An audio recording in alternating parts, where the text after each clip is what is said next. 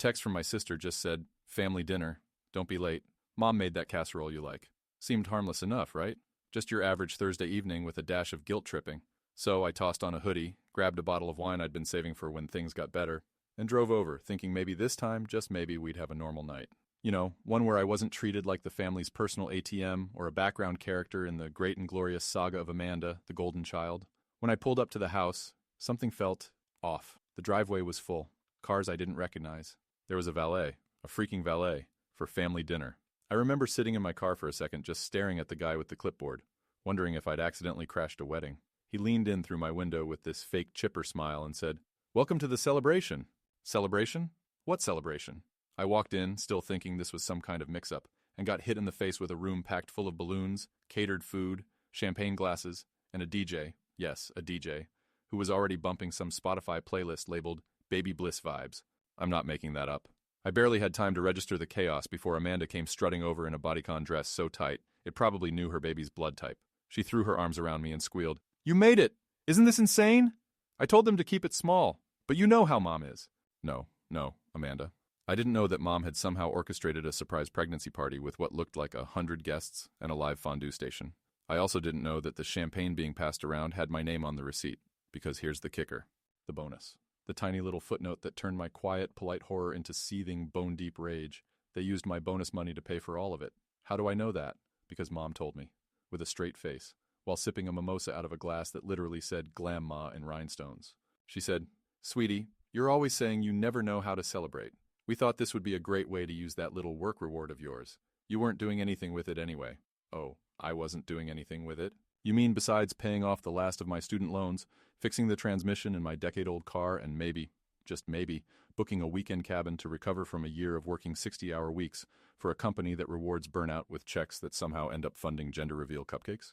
I didn't scream. I didn't flip a table or throw a mimosa in anyone's face. What I did was smile, wide, like I'd just tasted something sweet. I didn't leave right away. That would have been too easy, too satisfying for them. Instead, I stayed just long enough to watch everyone toast Amanda's ultrasound like it was the second coming. I stood there, sipping flat soda, listening to Mom brag about how it only cost a little extra to get real silverware for the guests. Real silverware. From my bonus. Meanwhile, my kitchen faucet leaks so bad I have to wedge a sponge under it to sleep at night. And still, I said nothing. I just drifted through the room like a ghost with a forced smile, nodding while people I didn't recognize patted me on the back for being such a great brother. One woman even said, "She's lucky to have you footing the bill. Real men take care of their families." I almost choked on my drink, but the real punch came later, when Dad found me standing alone in the hallway, staring at a framed photo of Amanda in her cap and gown. He put a hand on my shoulder like he was passing down wisdom from a mountain. "Look, I know it stings that we used your bonus," he said, voice low, almost rehearsed. "But this is what family does. We share, we sacrifice. You'll understand someday when it's your turn to do something worth celebrating." I didn't flinch, didn't blink. But something broke right there, right then. Not loudly, not like glass. It was quieter, like a small tear in fabric, unfixable, permanent. When I finally made it home, I did something I hadn't done since college. I sat on the floor. Just sat. Shoes still on, jacket still buttoned, staring at nothing. The kind of nothing that feels heavy. My phone buzzed again and again. Texts from Amanda, from Mom, even from our cousin Jake, who lives 3 states away and only reaches out when he wants fantasy football tips. Every message was some flavor of, "Wasn't it beautiful?" Or, "Can you believe how amazing Amanda looks?" Not one said thank you. Not one asked if I was okay. And then, the last text of the night, a picture of Amanda holding a custom baby onesie. The print read, "Funded by Uncle Doormat." And they had the audacity to caption it, "LOL, don't be mad. We love you." I stared at that picture for a long time. My thumb hovered over the screen like I could burn it to ash if I pressed hard enough, but I didn't reply. The next morning I called HR, quietly, politely. I asked how bonuses were processed, if they could confirm the exact deposit date. I kept my voice light, like I was planning my taxes. Then I asked if the company kept records of who had access to payroll. The pause on the other end was long, uncomfortable. "Why do you ask?" the woman finally said. "Because I didn't authorize that transfer." 2 hours later I had confirmation. My bonus hadn't just been spent. It had been redirected. Not from my account, from the company. Someone had logged into the shared banking profile I use with my parents, one I forgot even existed, and rerouted the entire deposit. $10,000, gone in one digital swipe. I called the bank next. Turns out Mom still had access. She'd labeled the withdrawal family needs. They didn't even try to hide it. By noon, my body was shaking. Not from rage. From clarity. From that strange calm that sets in when you finally realize there's nothing left to salvage. I went back to their house that evening. Not to talk, not to argue. I just wanted to look them in the eye before the real war started. Amanda opened the door with a smile that froze the moment she saw me. "Oh, it's you." Not hi, not come in, just that, like she was disappointed I hadn't come bearing more cash. Mom appeared behind her, apron on, flower on her cheek. "Sweetheart, we didn't expect you. Want to stay for dinner?" I walked in, slowly, shut the door behind me. "No," I said. "I just want you to explain how you thought stealing from me was okay." The silence was instant. Amanda's smile vanished. Mom blinked like she hadn't heard me right. "I didn't steal from you," she said too quickly. "We just borrowed. For something important." "Important?" I stepped forward. "A baby-themed photo booth is important? Champagne towers are important? You emptied my account for a party? And then you joked about it. With a onesie." Amanda folded her arms. "It wasn't just about the party. It was about showing support, bringing the family together. By robbing one to celebrate another?" I laughed, but it wasn't humor. "And what happens when the baby comes? More bills? More borrowing?" No one spoke. I checked the accounts. I saw the transfer. I know Mom authorized it. Mom's face crumbled then, but not into regret, into defense. "We thought you wouldn't mind. You always say you don't need much. You live alone. You don't even date." There it was, the undercurrent. The real belief? I was the backup plan, the afterthought, the wallet with legs and no life of his own. "I'm pressing charges," I said, and the room cracked. Amanda gasped like I'd slapped her. Mom actually stepped back, clutching her apron. "The thing about betrayal is it doesn't come from strangers. Strangers don't have the access codes to your bank accounts. Strangers don't know your weaknesses by heart. Strangers don't call it love when they bleed you dry. No, that's a family thing. That's what makes it personal. That's what makes it hurt in places you didn't even know had nerve endings." The day after I told them I was pressing charges, Mom showed up at my apartment building. Unannounced. Uninvited. She wasn't even trying to hide it. Stood out front in a full church dress like she was on her way to absolve herself before Jesus and figured she'd stop by my place first. I watched her from my window, pacing on the sidewalk, clutching some Tupperware like it was a peace offering instead of a bribe wrapped in aluminum foil. After 10 minutes of buzzing my door, she finally called. "Sweetheart, can we talk?" "We already did," I said, flat as a dead battery. Her voice cracked. "I didn't raise you to be like this." "No," I said. "You raised me to fund your events and smile while you took credit." "That's different." She hung up. A few hours later, Amanda posted on Facebook, a long, syrupy post about how hard it is to be pregnant during times of family division and how some people just can't be happy for others. Then came the parade of sympathy. Aunts, cousins, even people I hadn't spoken to since high school, all rushing to validate her like her belly came with a sainthood certificate. "She's glowing," someone wrote. "Hope her brother gets over himself soon." Family first. Yeah, family first. Right after deception, fraud, and public gaslighting. By midweek, it got worse. Dad finally chimed in. Not to apologize. Of course not. He texted me one line. "You think you're the victim, but we saved you from wasting your life." I stared at it for 10 minutes. Saved me. That was the logic now?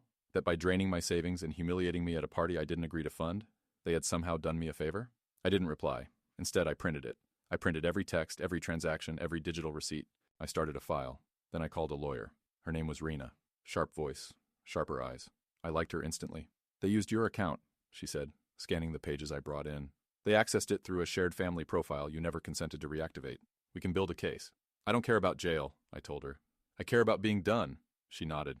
"Then we make it painful. Not loud, just surgical." I smiled for the first time in days, but I wasn't done. Not even close. That night I started digging. I remembered something from months ago. Amanda bragging about refinancing her car. Said it was a gift from Dad. But Dad doesn't have the credit for that. I know because I once co-signed a lease for him that wrecked my score for 3 years. So who backed Amanda's new SUV? I checked my credit report. There it was. They'd used me. Again. Co-signed. Without consent. Identity fraud dressed in family ties. The rage I felt wasn't hot. It was freezing. A kind of cold that sat in my lungs like ice water. I forwarded the report to Rena. She called back in 10 minutes. "This changes everything." Amanda's post the next morning was a masterpiece. Another round of public virtue signaling. This time with a selfie. Hand on bump. Eyes misty. Captioned, "Some people try to break you when you're most vulnerable. But I have faith." I shared it. Then I commented one line. "Faith won't fix felony fraud." And then I logged out. Let the circus burn itself down. The first call came an hour later. Amanda sobbing. Loud, snot-filled crying. "You shared that? Why would you do this to me?" I kept my voice calm. "You used my credit without permission. That's illegal. But I'm your sister." "Exactly, which makes it worse. You're ruining my life." "No," I said. "I'm just removing myself from it."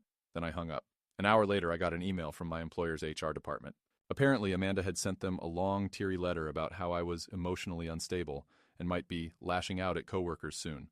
She asked them to check in for my safety and theirs. I sat there for a long time, rereading it. Then I sent my own email. attaching my legal complaint, credit fraud evidence, and a concise explanation. My family is retaliating because I'm holding them accountable. HR never replied, but Rena did. They're scrambling, she said. They're scared. That's good. You ever watch a house of cards collapse in slow motion? That's what it felt like. One legal document at a time, one text printed and time-stamped, and suddenly the indestructible facade of the perfect family started cracking like cheap plaster. Amanda stopped posting pregnancy updates. Mom went radio silent. Dad must have decided his best strategy was to vanish like a cockroach under the fridge because he hadn't texted in days. But silence wasn't peace. It was calculation. I knew how they worked. Silence wasn't an apology. It was a setup. And sure enough, right when I let my guard down for 5 minutes, it came. The ambush. Sunday morning. I stepped out of my apartment building and there they were. All three of them. Standing by Amanda's SUV like it was a getaway car. Amanda in leggings and a hoodie that said Mama Bear, eyes puffy from fake crying. Mom with a Bible clutched like a moral shield. And Dad, arms folded, chin high, playing the role of patriarch like he wasn't the reason we were all buried in this mess. They didn't even wait for me to reach the sidewalk. We need to talk, Mom said. No, I said. You need to leave. Amanda stepped forward, tears already falling. You don't understand what you're doing to us. Did you understand what you were doing to me when you forged my signature? When you mocked me with that onesie? Or when you tried to get me fired? She flinched. Good. I wasn't here to make her comfortable. Dad stepped in. Look, you've made your point. But this is family. You don't go dragging blood into court. Funny, I said. You had no issue dragging me into bankruptcy. Mom's voice cracked. What do you want from us? Money? Apologies? Just name it. I looked at all three of them, really looked, and saw it. The panic, the rot, the desperate scrambling to control a narrative that was finally slipping away. I want consequences, I said, and I want space. Amanda's voice rose, brittle and shrill. So that's it? You just burn it all down and walk away? No, I said. You burned it. I'm just not standing in the fire anymore. Then she did it. The last Hail Mary of a cornered manipulator. She pulled out her phone, tapped something, and turned the screen toward me. A sonogram. I thought maybe if you saw him, her voice trembled. Maybe you'd remember what matters. I didn't even blink. That kid deserves better than this circus, I said. And so do I. She dropped the phone, literally. It hit the pavement with a crack that sounded louder than it should have. Dad lunged forward. You smug little... Do it, I said, stepping close. Lay a hand on me, please. Give me the last nail for this legal coffin. His hand hovered, trembling, then dropped. Mom started sobbing. Not for me, for the collapse of her image, the loss of her control, and Amanda. Amanda just stood there, staring at the cracked screen like it could rewind time. I walked past them, didn't run, didn't look back. That evening, my lawyer filed the formal complaint. Fraud, identity theft, civil damages, restraining order pending. And I sat in my dark apartment alone, drained, silent, but not broken. The court date got set faster than I expected. Turns out identity theft doesn't look cute in pastel when it's printed in black ink on a legal document. Rena forwarded me the official paperwork with a short message. They're lawyering up. Expect dirty tricks. Of course they were. Amanda probably sobbed into a retainer agreement, and Dad probably found some sleazy acquaintance from his bowling league who knows a guy. But here's the thing about dirty tricks. They only work when the target doesn't see them coming. I'd been trained in their tactics for years. Gaslight, guilt trip, manipulate, then cry foul when you finally push back. But I was done playing defense. That week, I went full audit mode. I pulled bank statements from every account they'd ever touched. Emails, voicemails, every passive-aggressive message disguised as just checking in. Rena helped me organize it into a timeline so clear it made Amanda look like a scam artist with a fetus and a publicist. Still, the tension never stopped boiling. Mom showed up at my job. Not a call, not a text. She physically came into the building, dressed like she was heading to a church bake sale, clutching a photo album like it was evidence in a trial of how dare you. My receptionist looked terrified. She says she's your mother. I used to think so too, I said. Call security. She didn't fight it. She just stood there, watching as the security guard walked her out. But before the door closed, she said, I hope you're happy. You're tearing this family apart. And I swear, I almost laughed. Tearing it apart?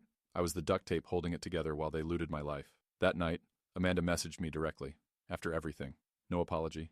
No remorse. She sent a voice memo. You know this could all go away if you just drop the charges. We can make this private again. We don't have to let lawyers rip us apart. I'll even give you the money back. Or most of it. Just think about the baby. He deserves a family. I didn't respond. I forwarded the message to Rena. She texted back 2 words. Emotional leverage. 2 days later, Dad pulled his stunt. I was walking back from the grocery store when I saw him, sitting on the steps of my apartment building, a 6-pack at his feet like he was tailgating rock bottom. He looked older than I remembered. Smaller, like the weight of his own pride had finally settled on his shoulders. You really gonna do this? He asked, eyes bloodshot. Put your own family in court? I didn't stop walking. You're choosing ego over blood. No, I said. I'm choosing survival over manipulation. You're better than this, he muttered. No, I said again. You just thought I wasn't. And then, in a twist I should have seen coming but didn't, he dropped the act. I've got a friend at the county clerk's office, he said casually. Saw the paperwork. You want to play dirty? Fine, but you won't win. It wasn't a threat. It was a warning. They weren't just going to defend themselves. They were going to try to destroy me. Character assassination, fake narratives, rumors dressed as facts. Amanda was already seeding it on social media. Little prayers for peace, vague posts about betrayal. Meanwhile, Dad was building a side campaign of my son's having a breakdown. Mom, I assume, was praying the whole thing would magically vanish in a puff of denial and casseroles. But I'd already prepared for this, because this wasn't just about money anymore. It was about truth, about the years I spent swallowing my dignity in exchange for scraps of approval, about every time I paid their bills while they called me ungrateful, about the lie I was raised to believe, that being family means being complicit. The first court hearing was a blur of suits, lies, and fake solemn expressions. Amanda walked in wearing beige like it was armor, one hand resting dramatically on her stomach as if the fetus might spontaneously testify on her behalf. Mom sat in the back, clutching tissues she didn't use, but waved around like props in a one-woman tragedy. Dad showed up late, smelling like bourbon and ego. I didn't make eye contact with any of them. Their lawyer, a man with the permanent smirk of someone who cheats at poker with old ladies, opened with the predictable routine. My accusations were a misunderstanding, a result of unresolved family conflict, and of course my mental state should be taken into account. He even suggested a family counselor instead of a courtroom. Right, because therapy really works on people who think theft is a love language. Rina leaned over and whispered, "They're painting you as unstable. It's not about winning the case. It's about bruising your image." I knew. I felt it in every sideways glance from the judge, in every rehearsed sigh from Amanda, in the fact that they submitted a stack of character references from church friends who probably thought I'd joined a cult just because I moved out and stopped attending potlucks. Then Amanda took the stand. She sniffled. She trembled. She talked about pressure, about making ends meet and accidentally using my credit. She said, "I never meant to hurt him. I didn't think he'd be so vindictive. Vindictive. Like defending yourself from financial ambush is an act of war." When it was Rena's turn, she was precise, calm, surgical. She laid out the transactions, the forgery, the fake car loan, the manipulated bonus. She didn't raise her voice once. She didn't need to. Amanda wilted under the spotlight. Her answers got shorter. Her voice faltered. But she kept pushing the narrative of family, of forgiveness, of me being the cold one. At recess, Mom approached me in the hallway. She didn't ask how I was. She didn't say she was sorry. She said, "You're going to regret this when the baby's born." Not if, when. That night I didn't sleep. Not because of the case, not even because of the humiliation, but because of something worse. A question that had started buzzing in the back of my skull and wouldn't leave me alone.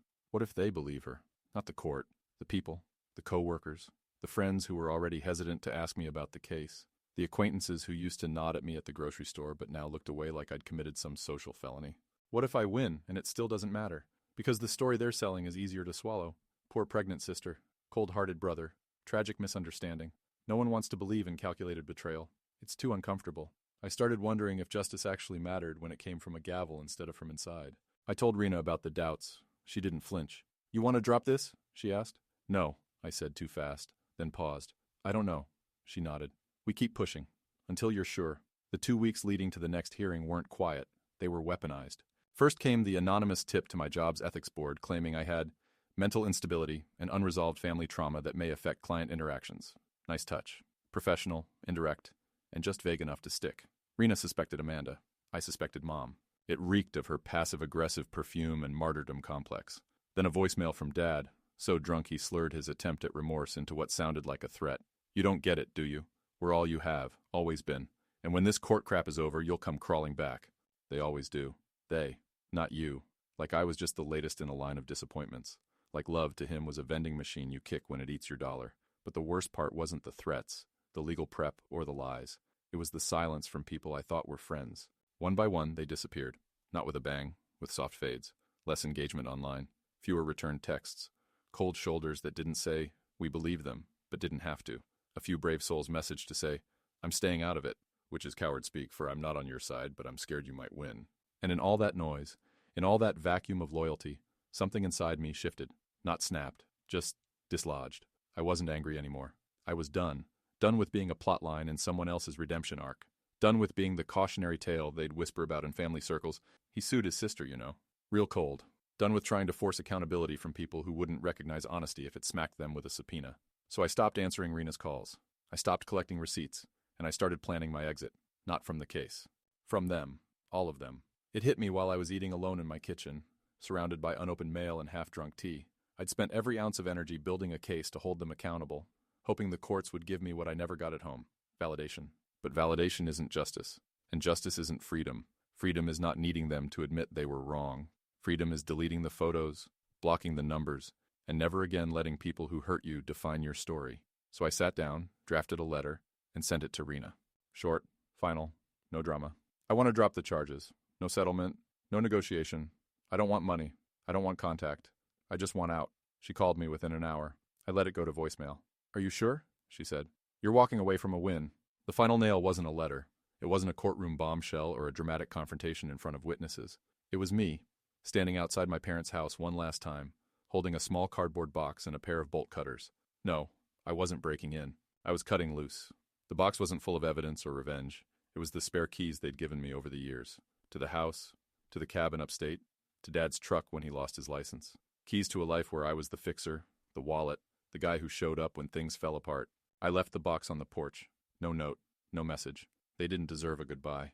Inside, through the curtain gap, I saw Amanda on the couch, feet propped up, phone in hand, laughing at something Mom had said, just like nothing had happened, just like their storm of deception hadn't wrecked anything but their convenience. They weren't waiting for justice. They were waiting for me to forgive them by default, like I always had. I turned away, walked back to my car, and as I reached the end of the driveway, my phone buzzed. Amanda. One new message. I opened it before I could stop myself.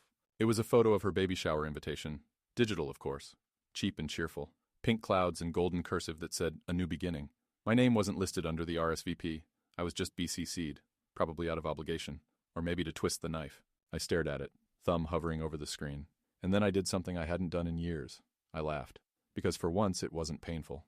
It was liberating. She thought the shower invite would guilt me. She thought it would tug on that last frayed thread of duty that tied me to them. That maybe I'd see the pastel fonts and remember who I used to be. But I didn't. I saw a room full of strangers, celebrating a new hostage, a baby born into a web of manipulation, guilt, and performative affection. And I felt nothing but relief that I wouldn't be there.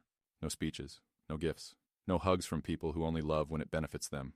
Just me, alone, but not lost. Later that night, I changed my number, deleted the family group chat, blocked every contact tied to that name, that blood, that history, and in the quiet afterward, I finally breathed. Not a gasp, not a sob, just breath, steady, full, the kind you don't realize you've been holding for a decade. The next day, I cleared out the last of the shared bank accounts, not with spite, with precision. I closed the joint credit lines. I emailed the financial institutions with updated legal documentation. Rena had already filed the official withdrawal notice with the court. No press, no drama, just a clean break. I told her to send a final statement to their lawyer. 5 words. This client has left the building. And just like that, the war was over.